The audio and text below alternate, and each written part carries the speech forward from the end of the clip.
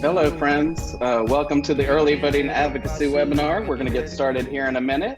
A few more people coming in. We had over 140 people sign up for tonight's webinar, the biggest webinar of the year. Thanks, Carol Moreno. And we got some great songs for you tonight, courtesy of Julia Hawes. Julia, thank you for what you're doing. Friends, we're here for the Early Voting Advocacy webinar. We'll get started in just a few seconds. If you would, put your name in the chat, where you're hailing from in the great state of North Carolina, and what you want to learn tonight from the Early Voting Advocacy training, and we'll get started in just a few seconds. Got a great show for you tonight. So drop your name in the chat if you would. And I'm checking it out to see if folks are doing so. My name is Sailor Jones. I'm going to start this thing. I use he, him pronouns, and I work for an organization called SCSJ. What's your name? Where are you coming in from? I'm coming in from the great state of Mebane, North Carolina. And great. I see Vivian in the chat. Good job, Vivian. You're first from Matthews. Ariana, great to see you from Newbern. Gino Nuzalillo, don't know him, but Eva from Durham. Like her a lot. George, good to see you from Davidson. John, great to see you from Cary. And we're going to get started here in a few seconds as more people are rolling in. Again, we expect dozens of people to be here tonight for our early voting advocacy training. So if you're just joining us, put your name in the chat, where you hail from, and what you'd like to learn tonight. Alexa's here from a lot of counties: Hoke, Moore, Richmond, Robinson, Scotland, Union. That is great. And we've got some great music for you tonight as we get this party started. Randy, good to see you from the great planet of Charlotte. We call it the great state of Charlotte. It's so big. Candela, good to see you from SCSJ. And we'll get started in another 30 seconds, friends. Great to see you, Rita from Madison. Good work doing early voting advocacy in Madison, North Carolina. So great to see you that you're here. Got folks here from Carborough, Durham, but all the way over west to Asheville. I see Isaac here. And we've got some great folks from Pitt County. Marquez Thompson is here tonight. So we're doing great stuff this evening. Good to see you. Welcome to the webinar. This is Early Voting Advocacy in 2022. And as we're getting started, please feel free, if you're just joining us, to insert your name and the county you reside in the chat. We're going to give a few more shout outs as we see folks before we get this party started. But some great folks here. I see Caroline Fry repping Pisgah Forest. Love Caroline. And Helen Mills, co-founder of the New Rural Project. Great to see you in from Moore County. We love Moore County, all the pines, Pinehurst, Southern Pines, Whispering Pines, all the pines here from Moore. So great to see you. All right, we'll go ahead and get this party started, Carol. And we're going to welcome everybody to the Early Voting Advocacy in 2022 webinar. We're about 5 minutes into 6 p.m., but we got a great show for you tonight with a lot of folks here who will be joining us throughout. Over 140 people signed up tonight. So we're excited to have dozens of you from all across North Carolina. As we're getting started, please do feel free to insert your name and the county you're from in the chat box. We've given shout outs to many folks from east to west tonight. But to kick us off tonight, I'd like to introduce Democracy North Carolina's very own Marquez Thompson. Marquez. All right, thank you, Sailor, for getting us started. And thank you everyone for being here today. My name is Marquez Thompson, and I am the Regional Managing Organizer in the Eastern Region for Democracy North Carolina. And I'm currently co-leading the Election Advocacy Program, which some of you knew previously as our County Board of Elections Monitoring Program, fondly called CBOE program. And I'm going to turn it over now to some of our staff at Democracy NC who will be joining us today, starting with Ms. Lisa Harris. Hello, everyone. My name is Lisa Harris. I'm from the Central Piedmont Organizing Assistant, and I live in Rockingham County. So welcome to everyone. Hi, y'all. My name is JP. I am a researcher here at Democracy, North Carolina, and I'll be your point of contact for data requests going forward. And I'm just so excited to see everybody here for the training. And I'll pass it over to Julia. Well, hi, everyone. I'm not leading tonight, but I will just say hello. This is Julia Hawes, Communications Director at Democracy, North Carolina. It's great to see everyone. I'll pass it over to Gino. Hi, everybody. Gino Nuzalillo. You see him pronouns. I am from the Southern Coalition for Social Justice, one of our communications advocates, and excited to be with you tonight. And let me turn it over to the one, the only, our legal eagle, Caitlin Kaiser. Good evening, everyone. As Gino had mentioned, my name is Caitlin Kaiser. My pronouns are she, hers. I am an attorney at the Southern Coalition for Social Justice, and I am here to answer any legal questions that come up, and I'm looking forward to the evening. And I think that's it. Passing it back to Sailor. Thank you, Caitlin. And we've got one more special guest tonight who is not a guest, who actually hosts this whole darn thing. Carol, I'd love for you to say hello as well.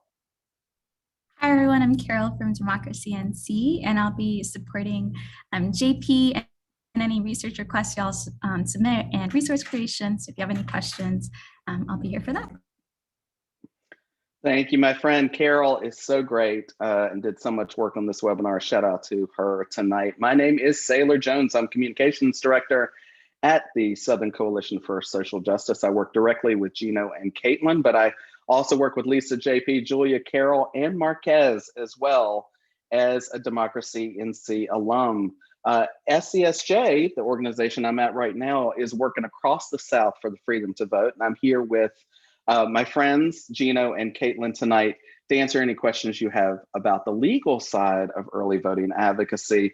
We'll be in the chat and talking to you later. Now, historically, SCSJ and Democracy NC have partnered together to engage advocates across our coalition in early voting advocacy. If you've seen me before, this is my 7th early voting advocacy training.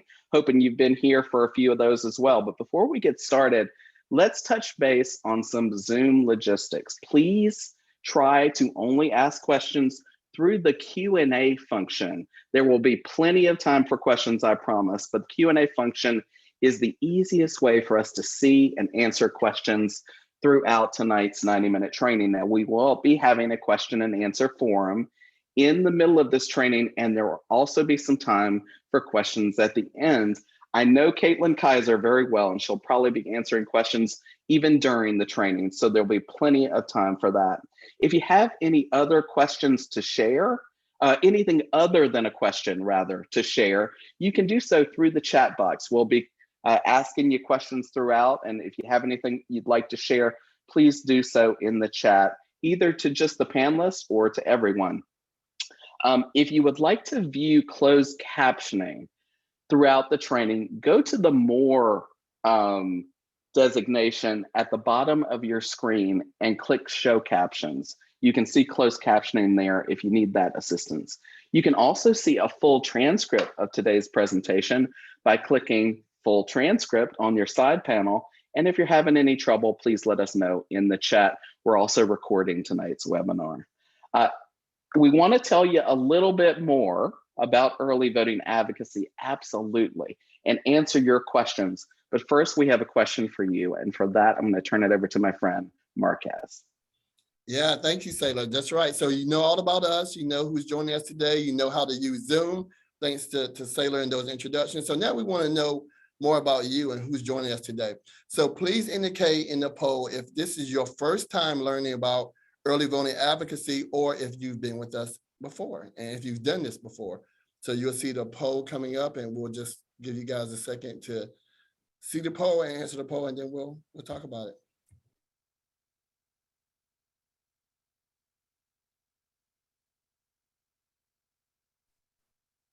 And it might be somebody else that will show the results as you guys give me a thumbs up, or tell me in the chat if you can see the poll and if you're able to partake in it, because as a panelist, I can't see it.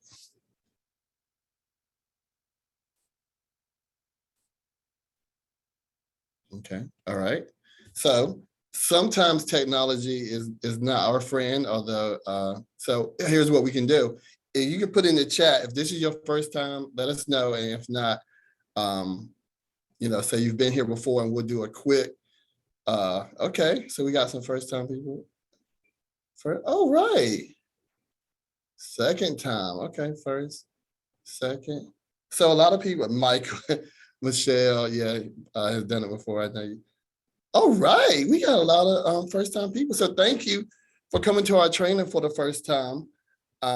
This is exciting. Not my first time. Yeah, I see some familiar names, but so that's what we call a quick and dirty poll. But I'm so happy to have so many people here for the first time. So excuse me. So then getting started, what is it that we mean by early voting, right?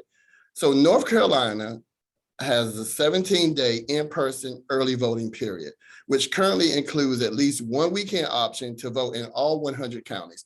It's the most popular way for people to vote in North Carolina. And for working people, it's often the most important way for people to vote. So this training is designed for advocates to better understand early voting advocacy, to understand how to analyze early voting plans that are proposed, and how to advocate for better sites ahead of the 2022 general election. So in 2022, early voting period is scheduled to take place from October 20th to November the 5th. And so that's what we're going to be talking about today. So Saylor, take it away from here. All right, my friend Marquez, and Democracy NC and the Southern Coalition for Social Justice. So Marquez's organization, my organization, we're both nonpartisan organizations, meaning people from all political affiliations or no political affiliation, if you're a part of that fast-growing group in North Carolina, who want to actively work to improve early voting options for their communities and counties, can do so by following some of our recommendations tonight. Now, early voting advocacy is just part of the year-round work that we do to monitor the county boards of elections, just a piece of it, and advocate for more and better elections funding and take action to support voters during the canvassing or counting of votes process. So there's early voting advocacy, there's elections funding advocacy, and there's canvass monitoring. All are a part of what Marquez was talking about, that year-round County Board of Elections process.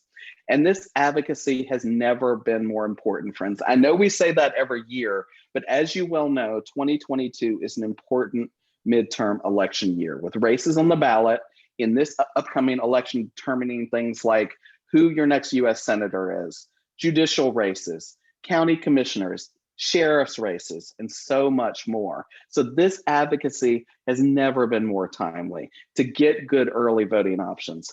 All 100 county early voting plans, or one-stop plans as they're also known, are due to the State Board of Elections by August 5th, 2022. It's June. We got until August. So many counties have already started the process of establishing what their early voting plans are going to be, meaning that the time for that work to attend those county board of elections meetings and to advocate for good and better early voting options is now. So to help us kick off that work, we'll turn to Lisa and Gino right now to kick us off on why early voting matters so much in North Carolina. Lisa and Gino? I mean, Saylor, you ask me all the time, why does early voting even matter? I mean, we just talked about today, you're like, why does early voting even matter? Well, I'll tell you, especially for the advocates on this call, early voting matters because early voting advocacy builds movements. I mean, all of y'all know from the last decade that some of the most vicious attacks on the freedom to vote have come at early voting. And every time they tried to cut Sunday voting for social the polls or try to implement uniform hours requirements that stretched already under-resourced counties, people packed the House at a county board of elections meeting from Guilford County to New Hanover and everywhere in between to fight back against those changes. Maybe some of you even got involved in this in the first place because were an early voting advocate. So we know that it's under attack, but we also know that early voting advocacy builds movements. And in part, it's because the thing is just so dang popular and so useful to voters. It's not just about convenience. First, it can reduce long lines at the polls. I mean, we know in 2020 that North Carolina had the highest voter turnout in our recent American history, in modern American history. Over 5.5 million North Carolinians cast a ballot. That's a 72% turnout. And the majority, the clear majority of people, 3.5 million North Carolinians cast their ballot in person during the early voting period. It's clearly popular. It's not just about convenience. It's what helps make it easier and easier to make your voice heard in this process. It builds movements and voters like it. 2, it means more opportunity for all voters, like Marquez was telling you about, by providing flexible hours, days, and shorter distances. I mean, many voters have a hard time or can't get work off on election day. When was the last time you had a day off on a Tuesday? Well, until election day is a holiday, that's not really going to happen, right? So early voting provides flexible hours on the evenings and weekends so people have more chances to cast a ballot. And we know that for many of our voters in North Carolina, you're at church on Sunday and you've got the pastor who takes you right to the polls right afterward. Don't even have to worry about taking off work or figuring out how you're going to juggle childcare or other work responsibilities or other family responsibilities, because you've got the flexibility to vote when it works for you. And we know from the numbers that we have, this is why we got JP on the call, that Saturday and Sunday have the highest early voting turnout rates per hour of any day of the week, Sunday being the highest overall. Finally, I can't even figure out on election day what my actual precinct is. I could not tell you what my precinct is. It's because I early vote. It's because I can go to any location in the county and my ballot be casted, and I don't even have to worry about potentially showing up at the wrong place, maybe not have to go somewhere all clear across town and be able to vote. So early voting is key for that. And kind of related to what I was saying, early voting sites also allow for shorter travel distances, which makes it even more likely that you'll be able to make time to vote, make a plan to vote, maybe bring 3 or 4 or 5 friends to vote, and have your ballot cast on time and counted in each and every single important election, whether it's municipal, state, federal, whatever it might be. Now, there's a few more reasons. Lisa, I'd love to hear from you. These aren't the only reasons early voting is important. What do you have to say, my friend? All right, we got a couple of people in the waiting room waiting, but just want to let everybody know, early voting offers one-stop problem solving for voting issues. Voters who have moved recently can update their registration at any early voting site in their county. Anyone can register to vote or update their voter registration during early voting, which they can't do on election day. Voters who request an absentee ballot can return their ballots in person at an early voting site. But finally, early voting helps bring in new voters. New voters can register and vote on the same day during early voting. This helps, and it works. Yeah, thank you for that, Gino and Lisa. That's exactly right. So now we're going to touch on how decisions are made. So in any campaign, we have to map out who our targets are and how to influence them. Early voting plans are often crafted by or with majority input of the paid county election staff, such as the Board of Directors director, but they have to get final approval in a vote by the appointed members of the county board. And that consists of 5 members, the majority of them being from the party of the governor. So the vote at the county level must be a unanimous vote to approve the plan. And if it's not a unanimous vote, then any single board member can submit an alternative plan to the State Board of Elections, which has the final authority. So the County Board of Election members, not the board as an entity, are the main targets. But the State Board of Election members, as well as county staff, they're what we call secondary targets. And these are people who have some influence over the main targets, but they're not the main targets. Votes on early voting plans at the state board level are made by the majority of the members present. So we need to view each member as a potential early voting champion and identify board members that we would be willing to insert an alternative plan, also known as a non-unanimous or alternative plan if needed. So that's the work that we'll be doing, identifying these champions that can continue to fight for early voting plans, regardless of what the majority of the board does. To learn more about the structure of the Board of Elections and to expect and what we expect at meetings, please refer to the recordings of Democracy NC's March General Monitoring Training and the resources found at dmnc.co/electionsadvocate. So what is required by state law in developing early voting plans? Well, first of all, counties may open, but are not required to open early voting sites beginning on the third Thursday before Election Day. All sites must be open on the Saturday before Election Day from 8 a.m. to 3 p.m. Each site must maintain the same location during the entire early voting period. So all of those locations must be the same. And if a site is open on a weekday, like Monday through Friday, it must be open from 8 a.m. to 7:30 p.m. So all Monday through Friday days, the times are the same. The only exception to this rule is the CBOE sites, or the County Board of Election sites, that where the actual, if the board place itself is also an early voting site, which it must be designated as such, that can close early than other sites, but that's the only exception. So if any site within the county is open, all sites in the county must be open as well. And they must follow the same hours of operation. So you see, it's pretty straightforward, it's pretty streamlined, it's pretty consistent, and we've been fighting for stuff like that to happen. So in adopting these early voting plans, the State Board of Election considers whether or not the county has provided adequate coverage of the county's electorate, and if the plan disproportionately favors any party, race, or ethnic group or candidate. So a lot to keep in mind when we talk about what goes into an early voting plan. There's a lot of structure in place that that designates how those plans look. So I'll pass it to Gino. He's going to talk more about how these decisions are made. Thanks, Marquez. I really appreciate that. And for you giving us those overview about how decisions are made. Now, I'll tell y'all, when I was a young kid and full of delusions of grandeur, I used to try to make my name Gino into the nickname G Money. Now, that didn't stick. But the most important part of this process, oh, is this too much of a reach, Taylor? The most important part of this process is the money itself. So it didn't last then, but it's important now, I promise you. The money, it comes down to budgets ultimately. You want to have early voting sites, you want to have fulsome early voting sites, you want them in all parts of the county, you want more of them, you want poll workers who are paid living wages to work those sites. It comes down to the budget, it comes down to that all important G money.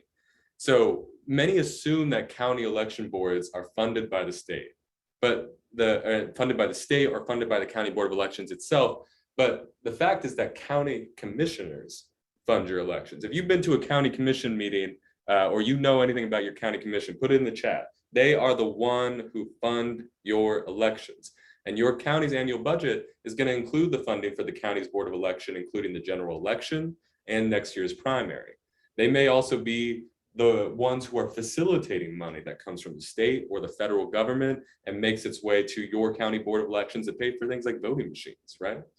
Funding not only allows you to pay for voting machines, but allows for board staff to register and update voter records. I'm sure some of you have looked at your voter record after you voted to see if your vote at an early voting site was counted, cast, accepted, and good to go. Well, the funding decisions that we're talking about allow for that to happen expeditiously and accurately, but also allows for maintaining voting equipment and election records, conducting the mail voting process, not only providing good voting locations in the sites we deserve, but voting locations that are accessible to all voters and safe for all voters, and also to help run those post-election audits. Proper funding, in essence, ensures that all voters can cast a ballot, that every ballot is counted as cast, and indeed your CBOE's funding determines the location, number of, and quality of your early voting sites. And it's usually your county board of elections director or county manager who's preparing that budget and presents that budget to the county commissioners for consideration, usually in the first 6 months of the year, either by April 30th, so they can prepare for the start of the next fiscal year on July 1st. So when we're thinking about targets, when we're thinking about who we need to talk to, we're gonna need to talk to the county board of elections director. We're gonna need to talk to the county board of elections members who are the primary people influencing the budget requests that the director is putting together.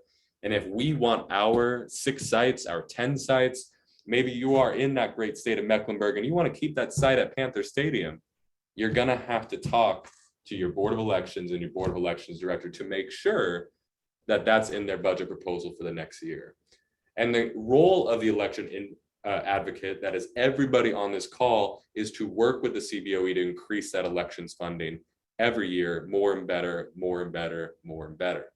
Now, a note on the budgets: due to the standardization of all those site hours, counties may face budget limitations in keeping certain sites open, or may claim that they face budget limitations in keeping certain sites open. And that's not always their fault. That's why another key group to influence is the county commissioners, who makes that final decision.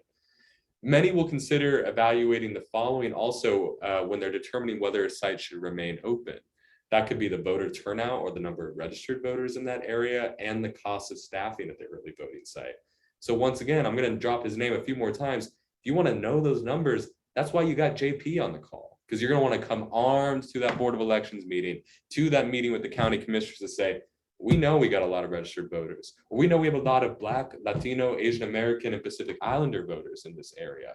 And because of these numbers, you've got to have an early voting site, and it's got to be at this site, because this site is safe for communities of color, right? Now, we could dive deeper into the budgeting process, but I'm not here to put you to sleep. I promise you that. And we've got resources for going deeper into the budgeting process. That handy dandy link you see on your slide and in the chat can give you access to more and more resources about the budgeting process. But what is most important to know is that county commissioners they have an obligation to appropriate reasonable and adequate funds necessary to carry out elections in your county. It's exactly what Marquez was just telling you about how the decision makers, how the board decides on those early voting plans. Never forget, and Ms. Lisa will tell you well, and that's why I'm about to turn it back to her, that your county's got an obligation to fully fund your elections, and that's what you can fight for. And that's what you can go into it knowing and being confident about what you're advocating for. So with that, we got to know what our goals are in this process, and I'm teeing it up for Ms. Lisa Harris to take us through that path. Thank you, Gino. So you've heard us say a few times now that we're pushing for better and robust early voting plans. What we mean by good are plans that include convenient voter locations for young and student voters in the surrounding community, robust weekend voting hours over the 17-day period, including multiple Saturday and Sunday voting, sites that can serve historically underrepresented voters, including Black voters and other communities of color. At the same time, we're pushing for more access. We also want to remember that turnout in 2022 will not be as high as a presidential election, but even that is in a midterm year. It will be higher than 2021 election.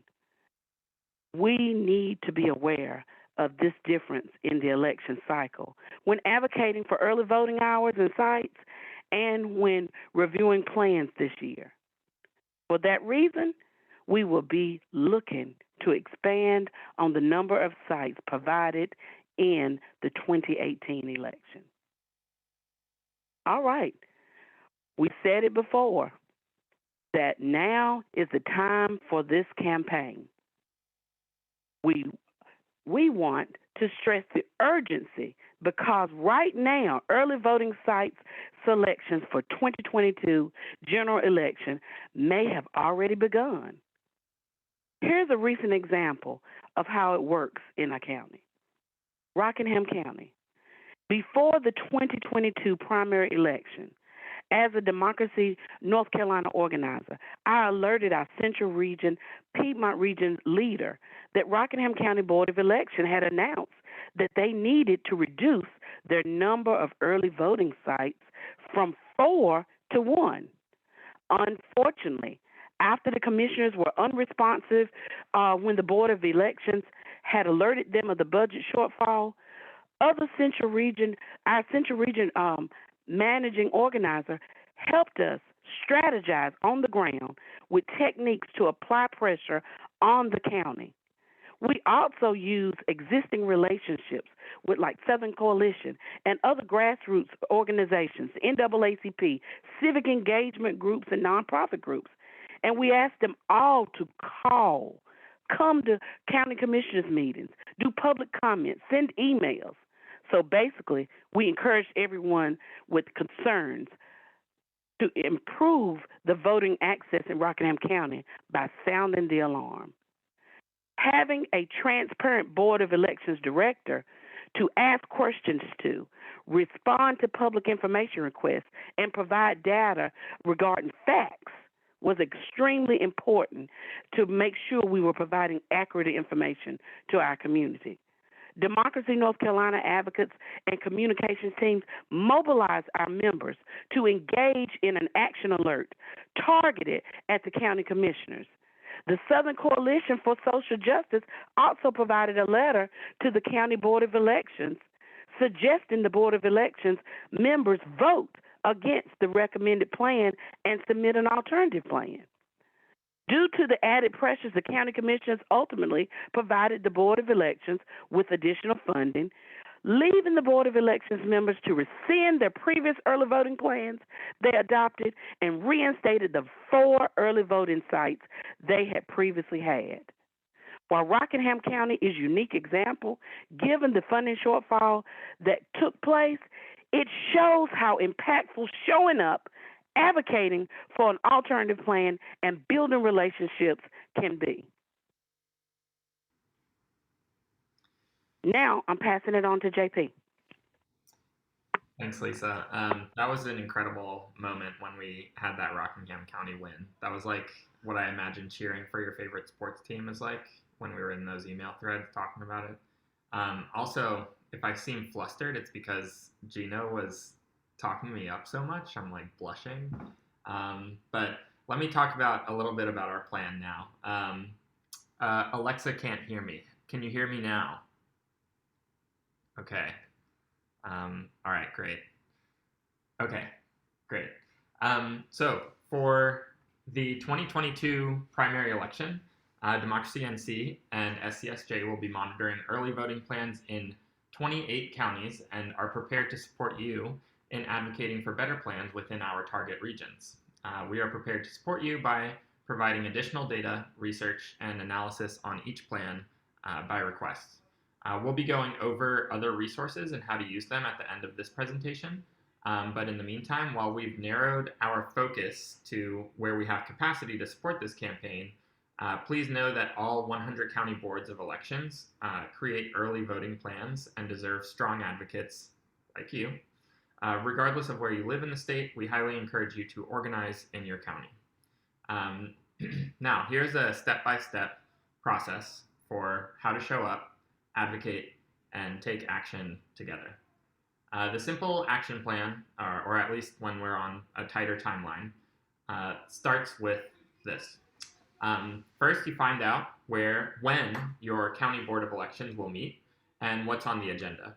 So you can call ahead to your county board of elections and confirm meeting times and see if there are any virtual options. You can organize your team to attend meetings. After finding out when the meeting is, you'll want to ask staff if there's a preliminary early voting plan to be discussed and to make sure you put eyes on that.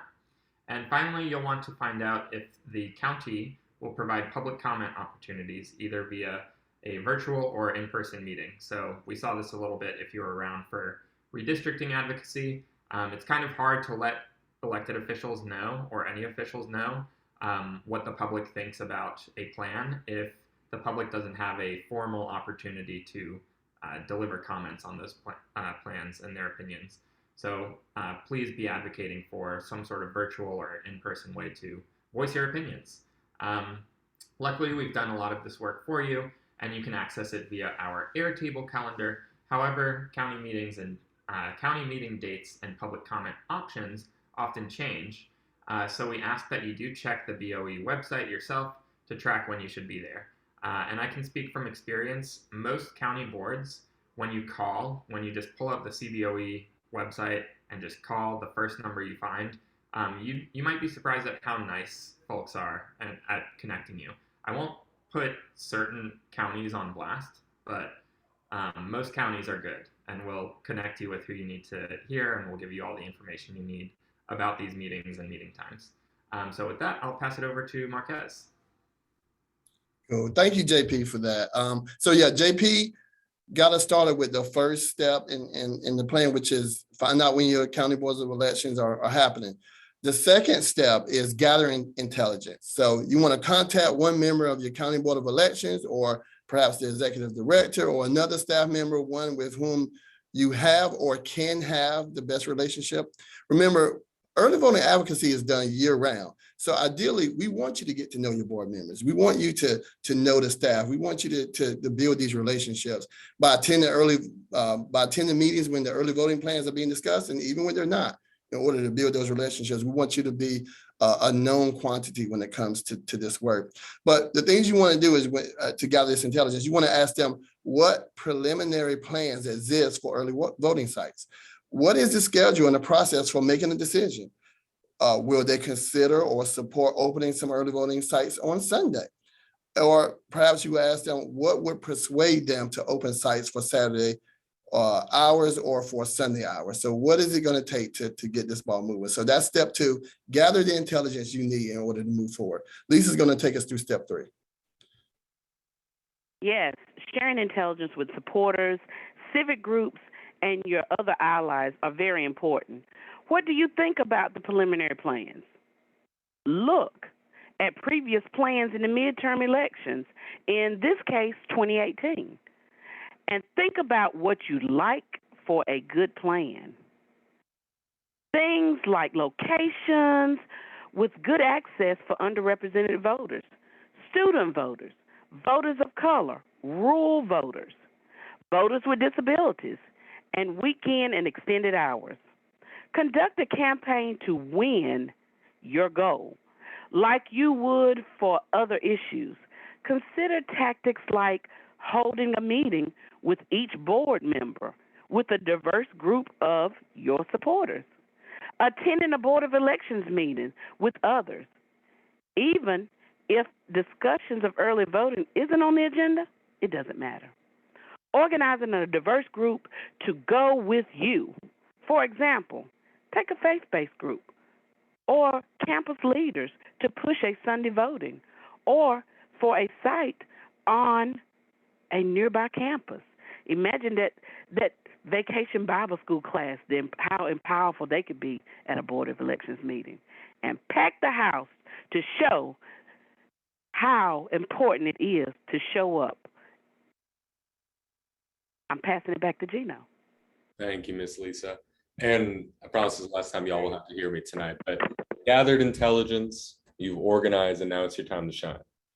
I'm curious if you're here and you are in the chat, drop in the chat whether you've given public comment before, like Ms. Lisa Harris. Have you gone to a public meeting and spoken to elected officials or your county board or another appointed board? I'd be curious to know, because what we're going to talk about now is how you give that testimony, the nuts and bolts, how you get up there, even if you're real sweaty. And I promise you, every time I speak in front of anybody, I'm real sweaty.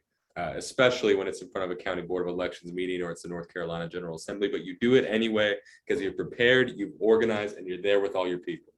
And we're going to talk about 2 primary types of testimony. The first is community testimony, and the second is allied testimony. Now, community testimony is the one that we're really here for. It's the most productive and rewarding to give. It's best for people who have lived in their communities for some time, are from folks like the New Rural Project or from the local branch of the NAACP, right? Who have a discernible community interest. You know where you want your early voting sites to be. You know what hours you want them open. You know all that information, so now you just have to fight for it. And you have a good understanding of your communities. So how do you do it? First, you're going to introduce yourself, your organization, any coalitions that you work with. Even though you're speaking as an individual, the reason that you gathered intelligence, organized, and brought more people is because you're singing with one voice. So you're clear about who you're there with, who you're riding with, and what you're asking for.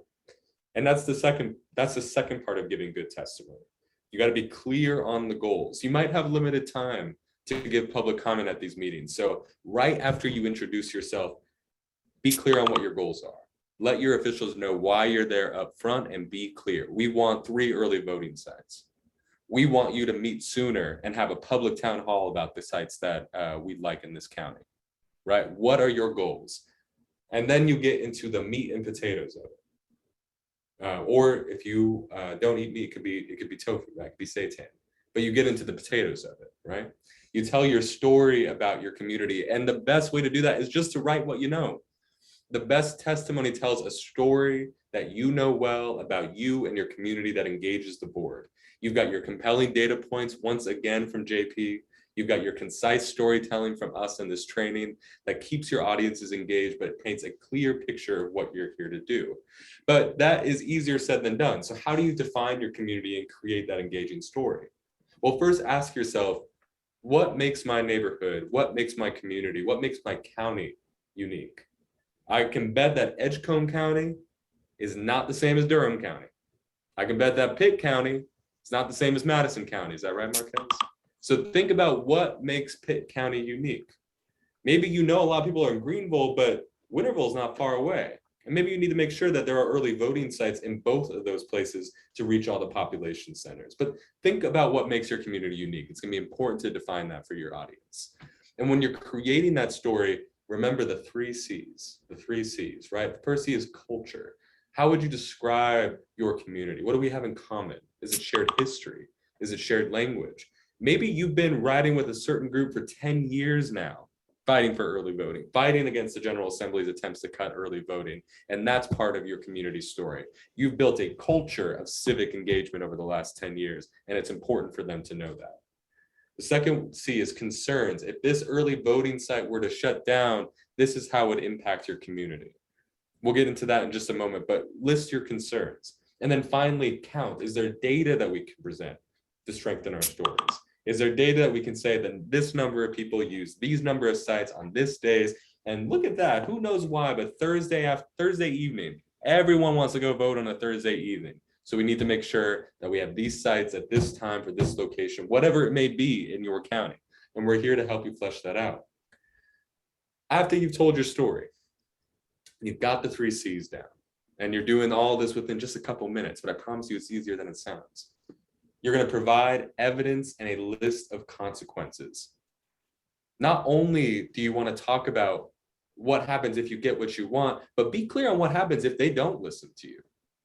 Be clear on what will happen in your neighborhood if you don't have this early voting site at the local community center, the local gym, the local YMCA, maybe a church.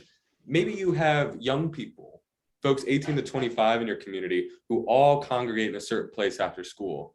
And maybe it would be great, it would be wonderful to engage those young people by having an early voting site at that location, to go to a place they already know, that they already feel safe at, and that they can vote, and increase civic participation and turnout in your county. I mean, who's going to say no to that, to getting more young people engaged? They always say they're apathetic. Well, maybe let's actually put in the resources in place so they don't have to be, or that they won't, right? So be clear on what the consequences are if you don't get what you want, and also be clear on how amazing it is, how transformative it might be to actually do get what you want. Oh, that grammar doesn't work. To actually get what you want, right? And once you've done all of that and you provide the evidence, your list of consequences, you're going to ask for a specific solution. Be clear on that goal again. Close it out and make clear that you're not going to take no for an answer, that if they don't give you what you want today, you're going to come back and you're going to come back with double the people. And you're going to make sure that they know that they're not going to be able to, maybe in Richmond County, as I was seeing in the chat, just have one site for the general, right? That they're not going to get away with that without having to hear and be accountable to you, the residents of that county. Now that's how you give good, effective community testimony. And you can do that all in 2 minutes, I promise. We can share with you examples and resources on how to do it, but it's short, succinct to get your point across. Now, the final part of that testimony is what we call allied testimony. Maybe you're here and maybe there isn't a big concern you have. Maybe you have an early voting site that works really well for your community. And let's be clear, maybe you are in a more affluent community, a more well-resourced community. And you're kind of sitting there and being like, well, I mean, what can I do? You can take action in solidarity with other county residents and other people who are arguing for more voter access, right? In Rockingham County, if you're one of those folks who doesn't feel so threatened with your voting sites, but you know that they're about to cut 3 early voting sites in the county, and that those cuts are going to affect Black voters in Rockingham County the most, that's the time for you to show up too. And be clear that you don't want your access to early voting. You don't want your early voting site preserved at the expense of Black communities, of under-resourced communities, of low wealth or working class or rural communities. You don't want that to come at the expense, because there can be more for all of us. There can be early voting sites that work for all of us, no matter what part of the county that you're in. And you can craft testimony to that effect that makes that kind of solidarity clear. No matter what, there is an option for you when it comes to crafting your testimony, whether you're giving community or allied. And with that, I'm going to turn it back to Sailor Jones. Thank you, Gino. And the next part of this, and I promise we're almost at the end, in the short rows, as my mother used to say, but we want you to follow the process.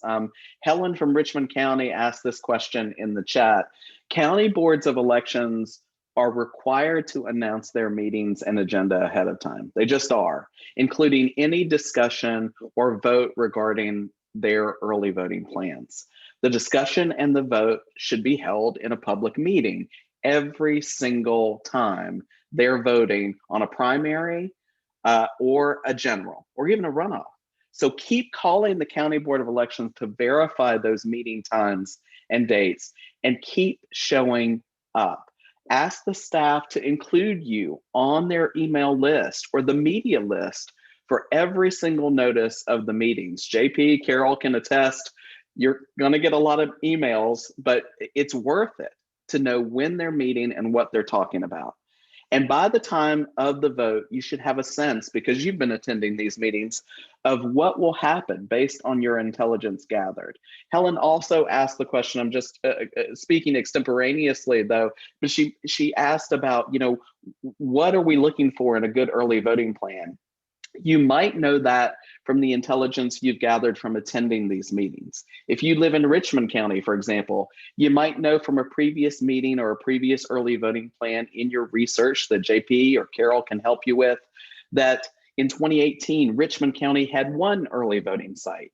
In 2020, though, they had 4. So which works better for your community in your conversations with them? Decide what that is, and then advocate for a plan that's reasonable for you. In 2018, Richmond County only had 1 Saturday of voting and had no Sundays. But in 2020, they had multiple Saturdays and Sunday voting, which worked best for your county. That can give you the reasonable and adequate early voting plan based on what your community desires in terms of weekend hours, what works best for working voters, for example, in your community. So stick with it until the end. Get as much research as you can, attend these meetings, get the intelligence you need to determine what's going to happen. And if your county plan goes to the State Board of Elections because there's a non-unanimous plan, as JP and Marquez have talked about, an alternative plan to follow that process too. You could do so through WebEx. They provide a virtual option so you can follow those meetings virtually as well.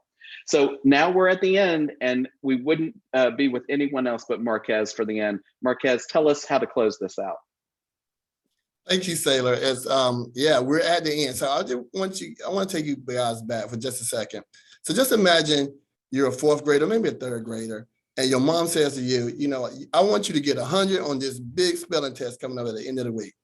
All right, and so you put the Xbox down, you put the video games down, no Netflix, nothing like that. You study, you're not even passing notes in class. You tell the person who checked yes on that box, you know, when you ask them, do you love me? You tell that person, I'm not passing no notes. I'm focusing, I'm getting 100 on this spelling test.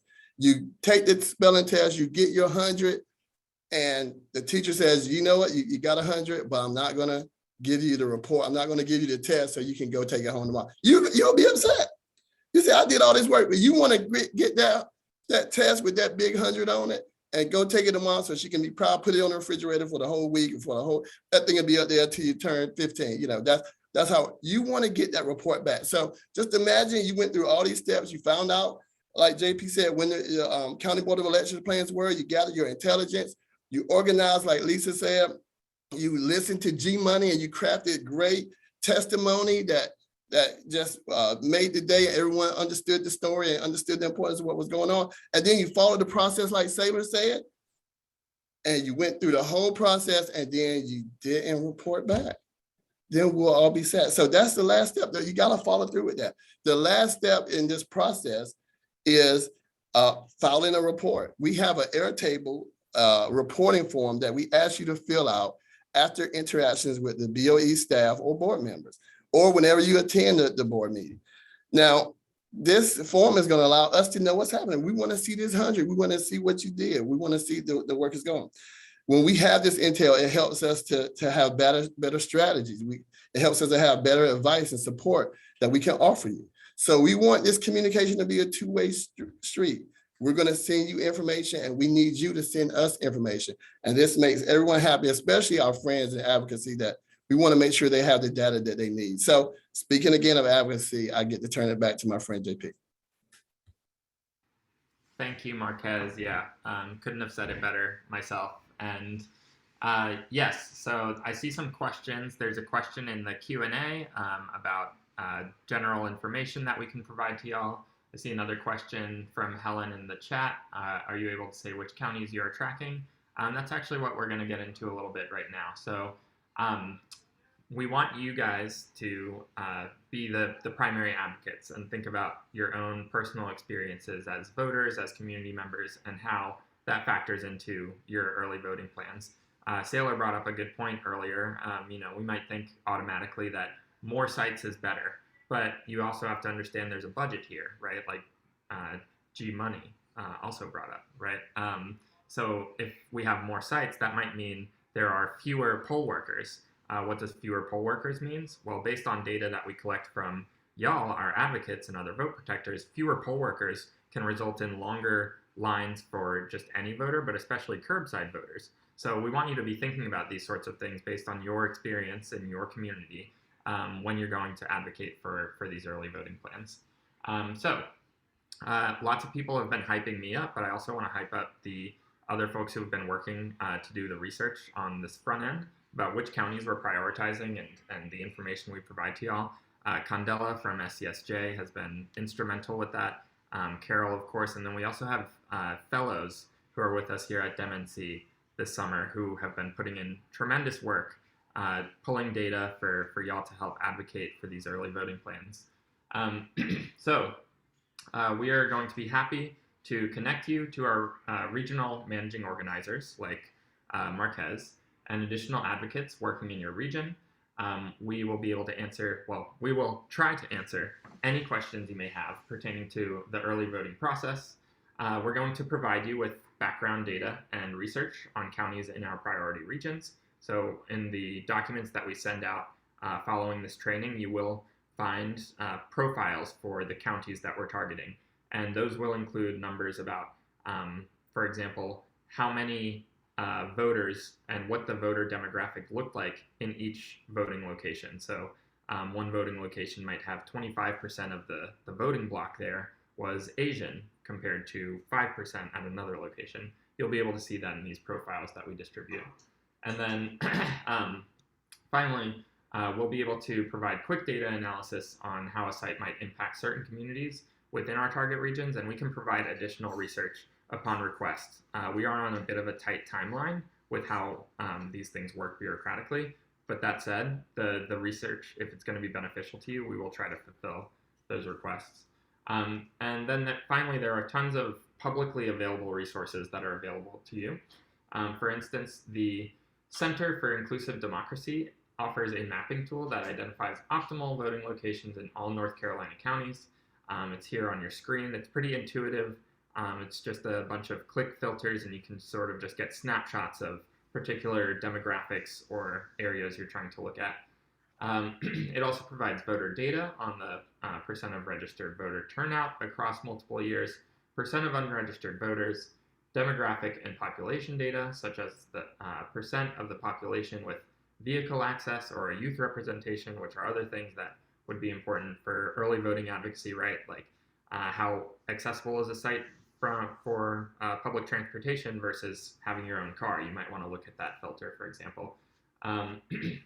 And finally, we will provide you links to these resources as we've been doing in the chat, and we'll be a phone call or an email away to answer emergent issues that might come up for y'all. So yeah, I think with that we'll take questions, but I'll pass it over to Saylor or Marquez because I am not a professional facilitator like y'all. This is one of my first trainings. I'm just trying to keep it cool like Gino. But yeah, thanks so much everybody, and we'll try to answer some questions now.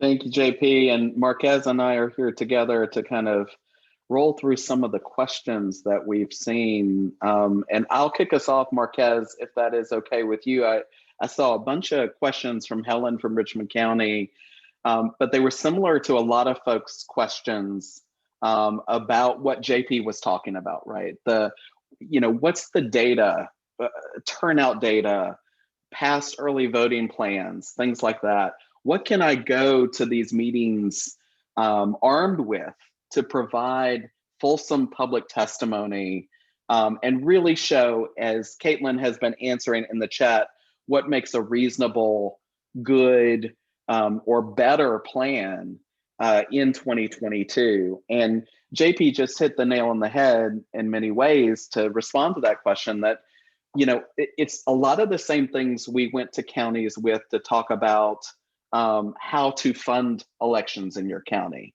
We went with past budgets. We went with past turnout data. So maybe turnout in Richmond County was nearly 50%. You want to say, if half the people in the county were doing X, wouldn't you want to have fulsome sites that are Y? You take those past early voting plans with you.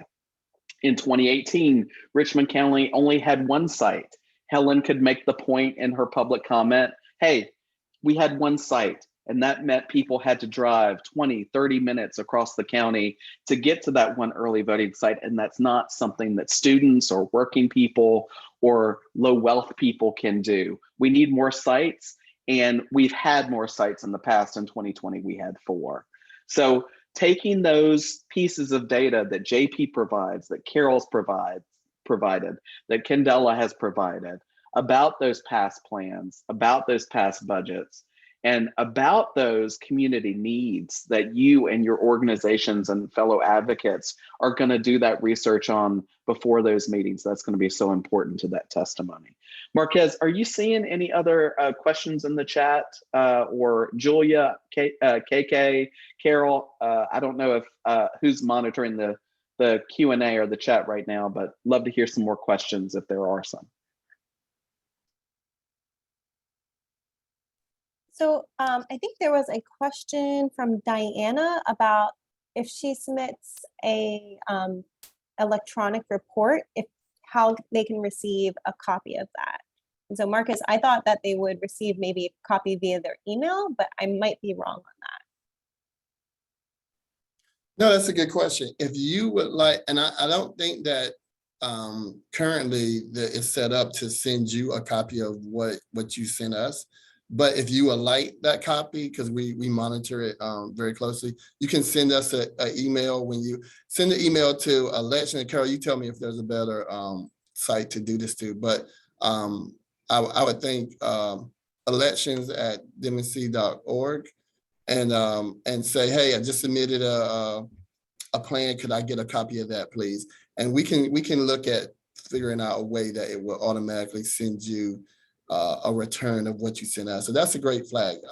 And Carol, again, if there's a better email that you think we should use, let me know. But that's what I would say off the top of my head. That's a great question. Yeah.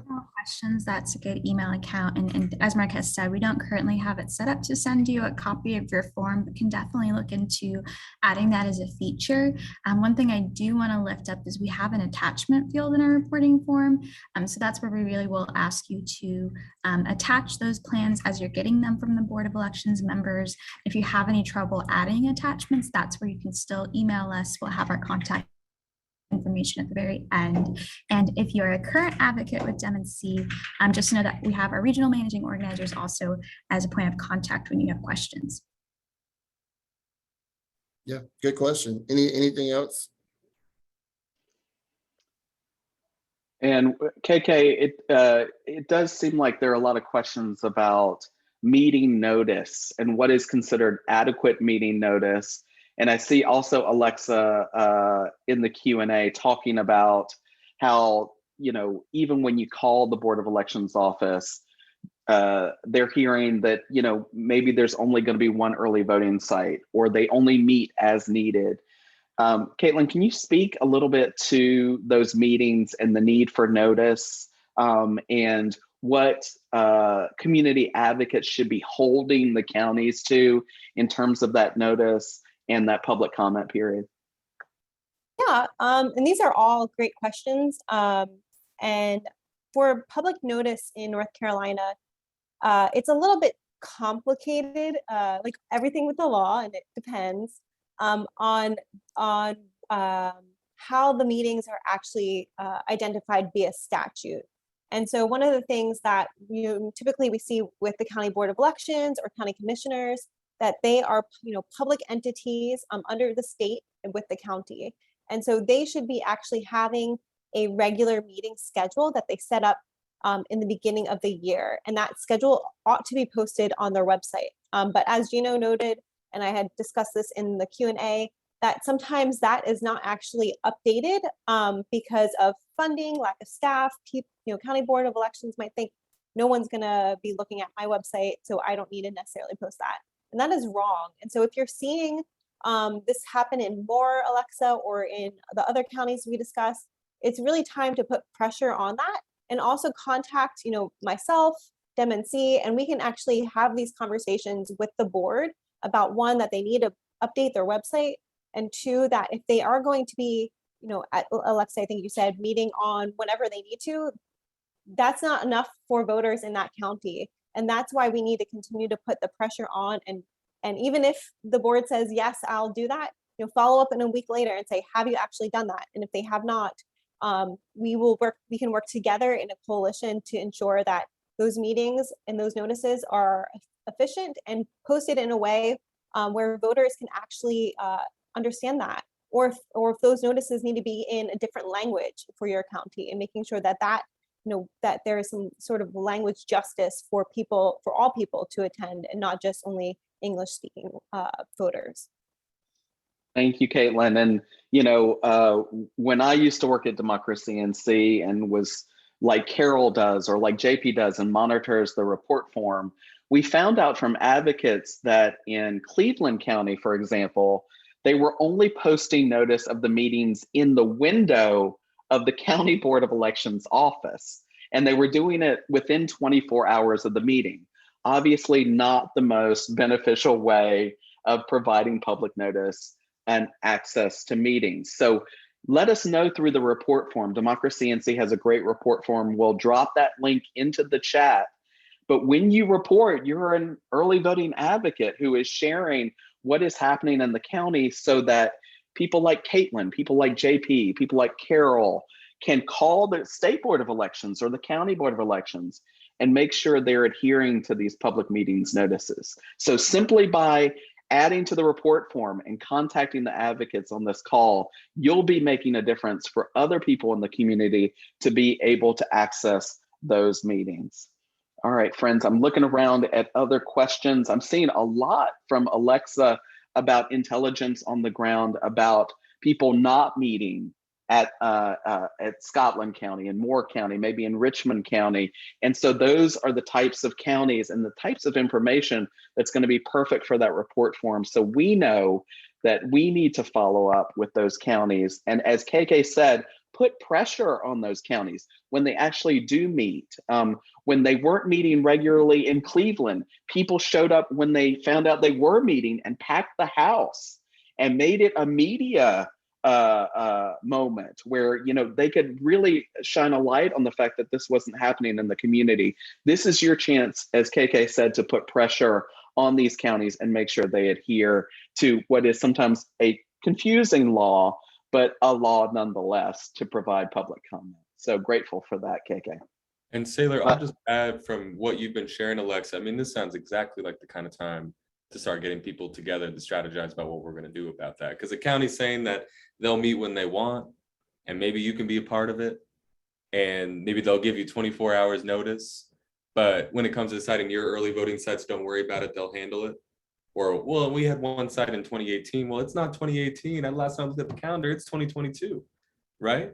So this is exactly the kind of time to start getting people together to strategize. What are we going to do about this? Maybe we need to host a town hall, and we need to talk about how frustrating it is that these are the kinds of responses we get from our board. And maybe in a friendly way, but maybe a little bit of an agitating way. I mean, organizers, we know we got to agitate a little bit. maybe we invite those Board of Elections members to come to the events and hear from members of the community themselves about why one side's just not going to cut it in Richmond County, and why the hell has Scotland County not met in the last year. I mean, we're going, for example, we're going to Wilson County sometime this fall, and we're going to talk about the exact same kinds of concerns: lack of transparency, lack of responsiveness from the Board of Elections there as part of what SCSJ and DemNC do together called a Map Our Future tour. We go county by county, and in a lot of these counties, like Wilson, people are frustrated about their Board of Elections, and they want to start to get together, talk about it, have a town hall, and start building that public pressure. And so maybe it's time for us to get together and start strategizing about how we're going to win those early voting sites and make it so it's not something they can even ignore anymore. They're going to have a meeting, they're going to tell the public about it, and then they're going to have to hear what the public has to say, right? And so that's absolutely something to start thinking about, and something we're here to support with as well, Alexa, and everyone else on the call.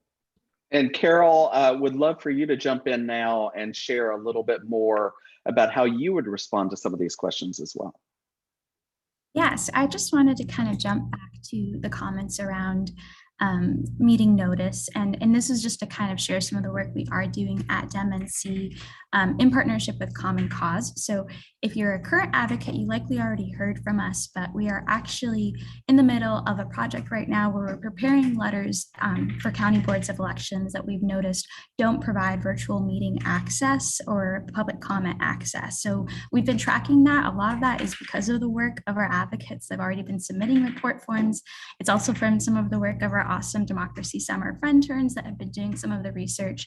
So we are preparing to send those letters and really working with you all to have them be authored by you, because we believe that if you are sending a letter asking for more access, asking for better public meeting notice, that it should really come from an advocate in that county that is trying to get that access. So if you are new, if this is your first time learning about early voting advocacy and you haven't been with us before, please do reach out. We'll have our emails at the end, and I'll be keeping an eye on the report form. So if I see you're a new person, I'll make sure I connect you to our right organizer. But if that's something you want to join us with and you want to send that letter and be a co-author with us, please let us know, because we're in the middle of that project right now trying to address those issues. And our partners at Common Cause also have done quite a bit of tracking. And I know personally, reading some of the report forms, that some of y'all go to those meetings and they've been put on the website, and then sometimes no one shows up. And so we want to hear about that, because that's definitely the kind of stuff we want to be addressing in those letters. And Carol, you mentioned being a conduit. Diana had a great question in the Q&A too about, there are a lot of advocates here on the call. Over 40 people have been here tonight. We know over 100 will be getting this recording and want to attend. How do we connect different monitors together so they may mobilize in a specific county to attend meetings or to advocate for a certain plan? Yeah, so once you have started submitting report forms, there's kind of two ways you can go about it. So we'll have our contact email at the end, and we'll make sure to connect you to a regional managing organizer that will then be in touch with you to connect you to other advocates in that region. So that is the process we are currently using. So if you are in a county that doesn't have a regional managing organizer, I'll actually be your point of contact. So we have about 5 different regions, and if one of your counties falls outside of that, you will just email me directly and I'll provide you that support. And that might change in the future as DemNC is hiring new staff, but that's currently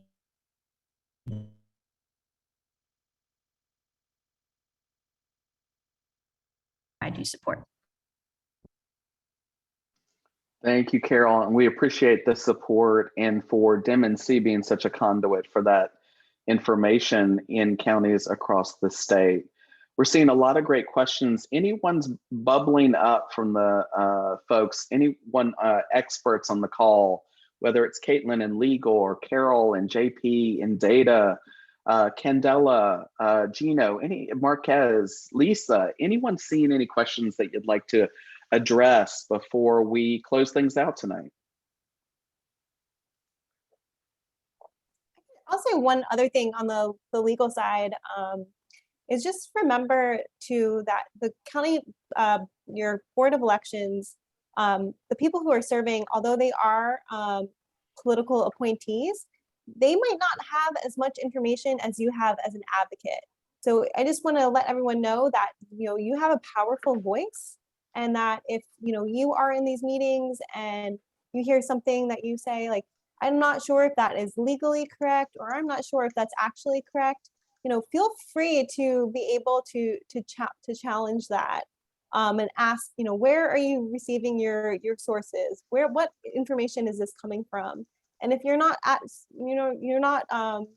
you don't feel 100% about that answer, feel free then to come back and contact SCSJ and DEM&C, and we can follow you up with the correct information, or providing or contacting the County Board of Elections and asking that question itself.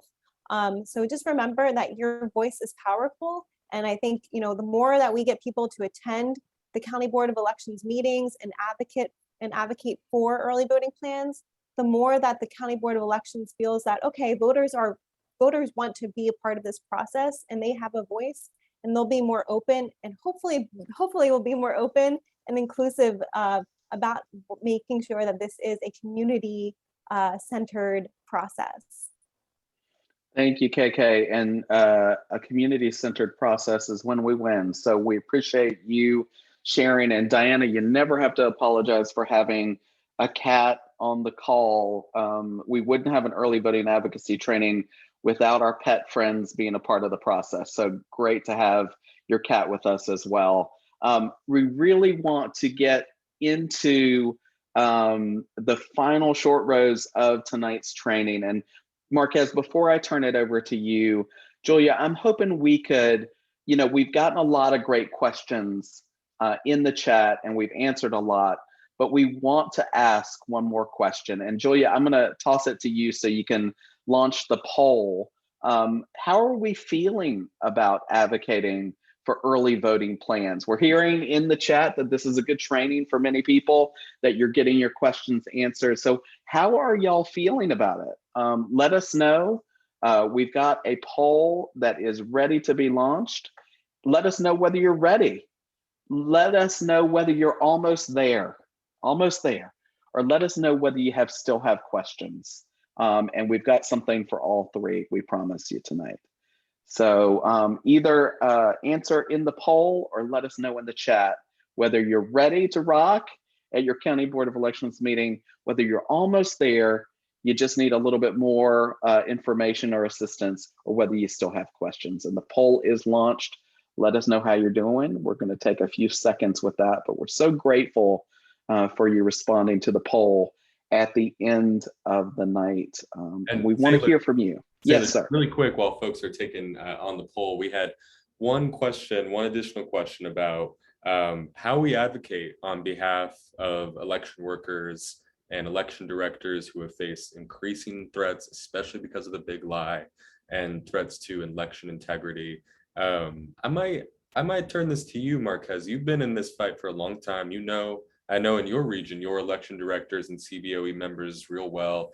What are you hearing from election administrators themselves about how we can better protect the people who are doing the legwork to make our elections safer and accessible to everybody?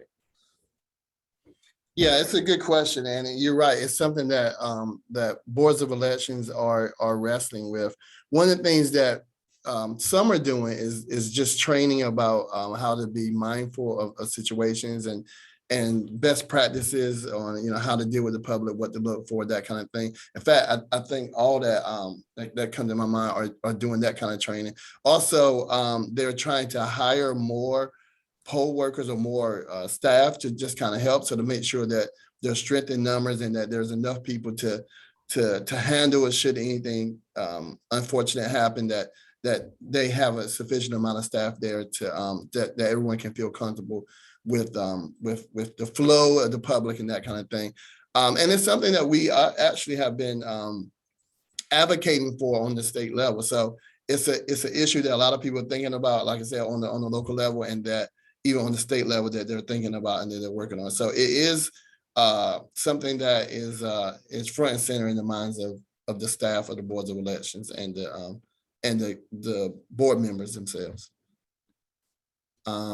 And I see the poll. Okay, a lot of people are ready. A lot of people are almost there.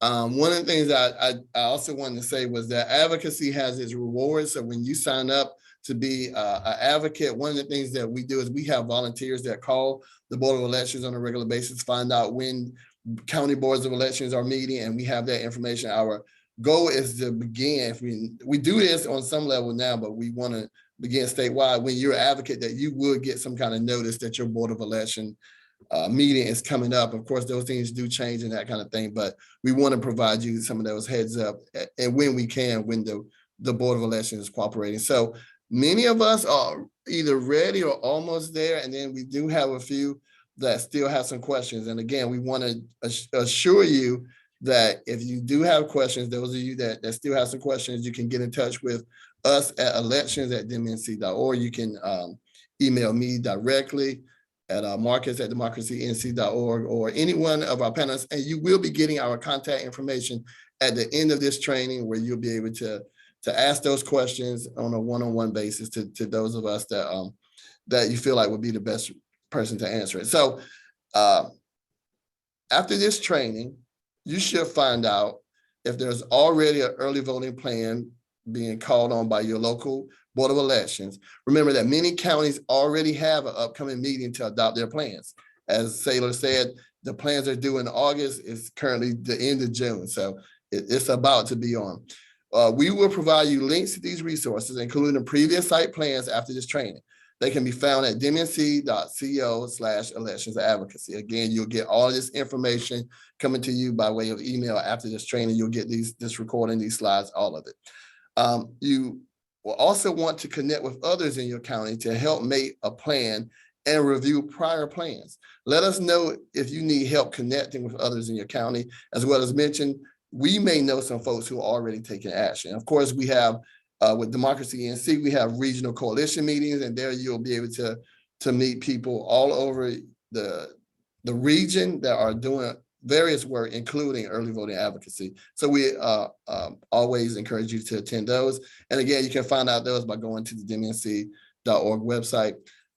You can also attend meetings. Many of those meetings will be listed on our Airtable tracker. So again, the Board of Election meetings. And of course, we want you to report back. We have a wonderful form that is easy to fill out. You can do it on your phone. You can do it really quickly and just let us know what's happening at your county boards of elections. So when in doubt, you can contact us or submit requests at, again, elections@dmnc.org, or you can find contact information for one of your regional manager organizers at our website. Last but not least, I'm going to end this training the way we started it, with our friend Saylor. Take it away. Thank you, Marquez. And as always, a great leader, not simply in the East, but all across the great state of North Kakalaki. We love you, Marquez, and thank you for holding it down for us out there in Pitt County. If you have questions, and we saw that some of you still do, please do reach out to elections@democracync.org. And we've also seen in the Q&A that many of you maybe have more questions for Caitlin or others at SCSJ. So Gino, Caitlin, Candela is on the call. She is our data person. And I will all drop our emails in the chat right now. Gino, if you could work that out for me, or feel free to reach out to all of us at the same time at communications@scsj.org anytime. Now, regardless of your needs, we hope you'll be able to kickstart your early voting advocacy, your organizing on your own, using the resources we provided and will provide to you after this webinar. I really want to emphasize, you can do this. In past years, we have seen hundreds of people pack the house at county boards of elections all across the state. I watched Marquez organize students in Pitt County to get a voting site on ECU's campus. I've seen Lisa advocate in Rockingham County and get 4 sites where there were only 1. I've seen people in Alamance County, in Chatham County, advocate over and over, election meeting after election meeting, and win Sunday voting and souls to the polls every election. You can do this. This is our democracy, and these are our communities. And when we fight together, what happens? we win. So with that, I'm going to give you back 10 minutes of your night. But just know, as of tonight, friends, even if this was your first early voting advocacy training, you are an early voting advocate with Democracy NC. SCSJ is here to help, and we are grateful for it. Thank you for being here tonight, for being with us. Check us out at the links below. And please, please, please, you can do this, and we can have good early voting plans in 2022. Thanks to everyone tonight, and have a great evening. Bye, y'all. Good night.